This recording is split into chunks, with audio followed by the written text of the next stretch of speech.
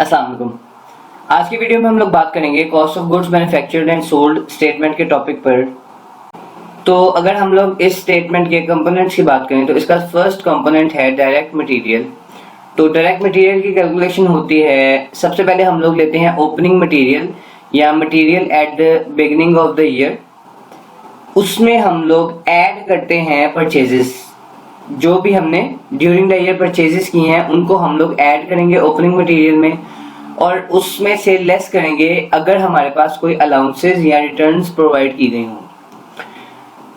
इनको add less करने के बाद हमारे पास आ जाएगी cost of material available for use, और उसके बाद हम लोग cost of material available for use में से लेस करेंगे क्लोजिंग मटेरियल या material at the end of the year.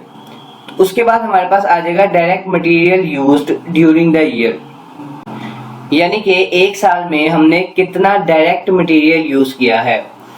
Next हम लोग देखेंगे डायरेक्ट लेबर। तो डायरेक्ट लेबर की वैल्यू हमें क्वेश्चन में गिवन होती है, और उसके बाद हमारी चीज है फैक्ट्री ओवरहेड। फैक्ट्री ओवरहेड की अगर हम लोग बात करें तो हम लोग कह सकते हैं कि all the cost other than direct material and direct labour are factory overhead cost. तो हम लोग डायरेक्ट मटेरियल जो कि हमने पहले कैलकुलेशन की, direct material used during the year, direct labour और फैक्ट्री ओवरहेड, इन तीनों को ऐड करेंगे, और इन तीनों को ऐड करने के बाद हमारे पास आ जाएगा टोटल करंट मैन्युफैक्चरिंग कॉस्ट। उसके बाद हम लोग टोटल करंट मैन्युफैक्चरिंग कॉस्ट में ऐड करेंगे opening work in process. Work in process basically refer करता है उन चीजों को जो कि करंटली प्रोडक्शन में होती हैं। तो अगर हमें कोई ओपनिंग वर्क इन प्रोसेस की वैल्यू दी गई है या work in process at the beginning of the year की कोई वैल्यू दी गई है, उसको हम लोग टोटल करंट मैन्युफैक्चरिंग कॉस्ट में ऐड करेंगे, और उसके बाद हम लोगों के पास cost of goods available for manufacturing आ जाएगी। और नेक्स्ट हम लोग क्लोजिंग वर्क इन प्रोसेस या work in process at the end of the year, अगर हमें कोई वैल्यू दी गई है तो हम उसको लेस करेंगे। उसको लेस करने के बाद हमारे पास आ जाएगा cost of goods manufactured. The next step is cost of goods manufactured में आप लोग ऐड करेंगे opening finish goods. Opening finish goods यानी कि वो चीजें जो हम साल के शुरू में बना चुके हैं और हमारे पास पड़ी हुई हैं, और उसके बाद हमारे पास आ जाएगा cost of goods available for cell. उसमें से लेस करेंगे हम लोग क्लोजिंग फिनिश गुड्स, और क्लोजिंग फिनिश गुड्स लेस करने के बाद जो हमारे पास आएगी वो आएगी कॉस्ट ऑफ गुड्स सोल्ड, यानी कि उन चीजों की कॉस्ट जो हम लोग सेल कर चुके हैं। ये स्टेटमेंट हम लोग क्यों बनाते हैं, ये किस लिए जरूरी होती है? बेसिकली हम लोगों ने प्रीवियस वीडियो में बात की थी इनकम स्टेटमेंट के टॉपिक पर, और उसके कंपोनेंट्स में हम लोगों ने सेकेंड कंपोनेंट देखा था कॉस्ट ऑफ गुड्स। तो बेसिकली हम लोग कॉस्ट ऑफ गुड्स मालूम करने के लिए ये स्टेटमेंट बनाते हैं, जिसका यूज कहाँ पर होता है? जिसका यूज होता है इनकम स्टेटमेंट में। अब इसका हम लोग एक क्वेश्चन सॉल्व करेंगे, जिसके बाद होपफुली ये चीज आपको ज्यादा क्लियर होगी। ओके, सो एग्जांपल की तरफ अगर हम लोग चलें तो एग्जांपल यहाँ पर मैंने एक क्वेश्चन ओपन किया है जिसमें वो ये कहता है कि prepare cost of goods manufactured and sold statement. अगर हम लोग डेट्स की बात करें तो डेट्स को देखकर वाज़ेह है कि हम लोगों ने जो स्टेटमेंट बनानी है वो 30 जून 2019 की बनानी है। और अगर हम लोग अब कंपोनेंट्स की बात करें तो स्टार्ट में हमें raw material inventory as on July 1, 2018, यानी कि 2018 की बात हो रही है, तो इसका मतलब यही है कि वो ओपनिंग मटेरियल यानी कि ओपनिंग मटेरियल इन्वेंट्री की बात कर रहे हैं। तो यहाँ पर मैं ओपनिंग मटेरियल में 13,000 लिख दूंगा।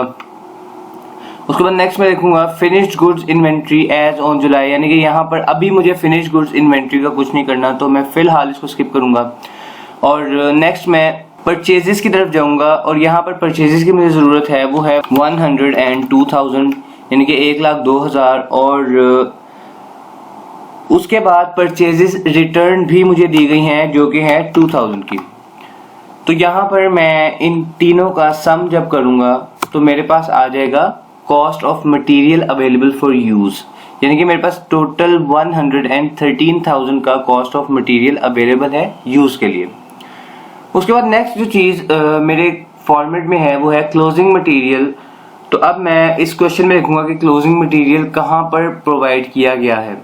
तो अगर मैं सेकेंड लास्ट चीज देखूं तो वो कहता है raw material inventory as on June 30 2019, यानी कि 2019 की बात हो रही है, तो मतलब क्लोजिंग मटेरियल हमें प्रोवाइड किया गया है।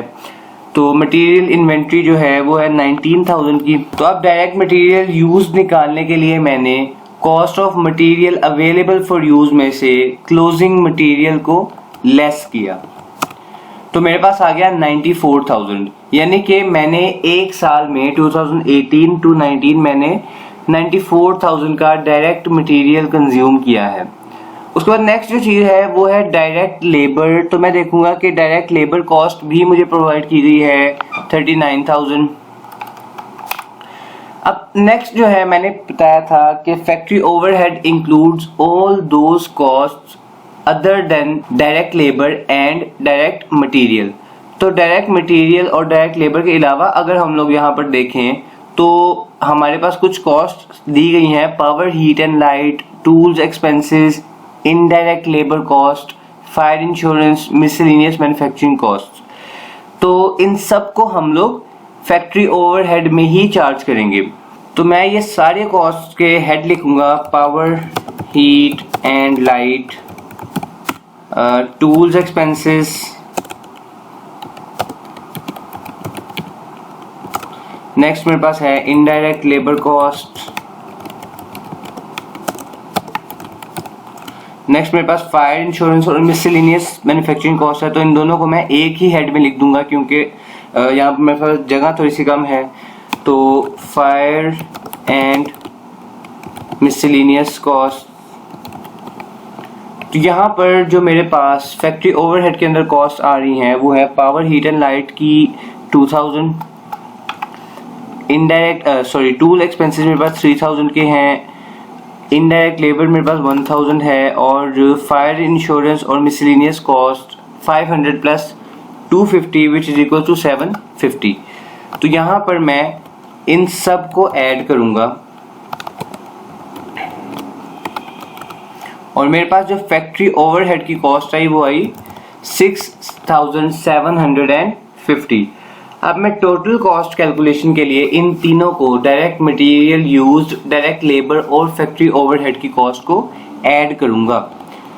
डायरेक्ट मटेरियल यूज्ड की कॉस्ट मेरे पास है 94,000, डायरेक्ट लेबर मेरे पास है 39,000 और फैक्ट्री ओवरहेड की कॉस्ट मेरे पास है 6750। तो मेरे पास टोटल करंट मैन्युफैक्चरिंग कॉस्ट आ गई 139,750, यानी कि 1,39,750। उसके बाद नेक्स्ट जो मैं ऐड करूंगा इसमें वो होगा ओपनिंग वर्क इन प्रोसेस। तो work in process inventory as on July 1 2018 मुझे दी गई है 12,000। इसको ऐड करने के बाद मेरे पास cost of goods available for manufacturing आया 151,750। उसके बाद मैंने लेस करना है क्लोजिंग वर्क इन प्रोसेस। तो क्लोजिंग वर्क इन प्रोसेस भी मुझे उसके बिल्कुल नीचे दिया गया है 16,000 और ये वैल्यू होगी माइनस की। तो मेरे पास कॉस्ट ऑफ गुड्स मैन्युफैक्चर्ड आई 135,750। नेक्स्ट स्टेप मैं ऐड करूंगा ओपनिंग फिनिश गुड्स। तो ओपनिंग फिनिश गुड्स जैसा कि हमने पहले देखा था हमें सेकेंड नंबर पे दी गई हैं 58,000 और इन दोनों को मैं ऐड करूंगा, मेरे पास आ जाएगा cost of goods available for sale which is equals to 193,750। और लास्ट जो चीज़ मैं इसमें से लेस करूंगा वो होगी क्लोजिंग फिनिश गुड्स। तो क्लोजिंग फिनिश गुड्स मुझे लास्ट में दी गई हैं 56,500 से, और जब मैं इन दोनों को ऐड अप करूंगा तो मेरे पास आंसर आ जाएगा 137,250। अब फॉर इंस्टेंस मैं ये चीज़ें बेचूंगा तो मैं इसकी कॉस्ट ऑफ गुड्स सोल्ड लूंगा 137,250। तो होपफुली आपको इस क्वेश्चन की समझ आई होगी, और अगर समझ आई है तो वीडियो को लाइक करें, कमेंट करें, शेयर करें, चैनल को सब्सक्राइब करें। Thank you so much for watching. अल्लाह हाफिज़।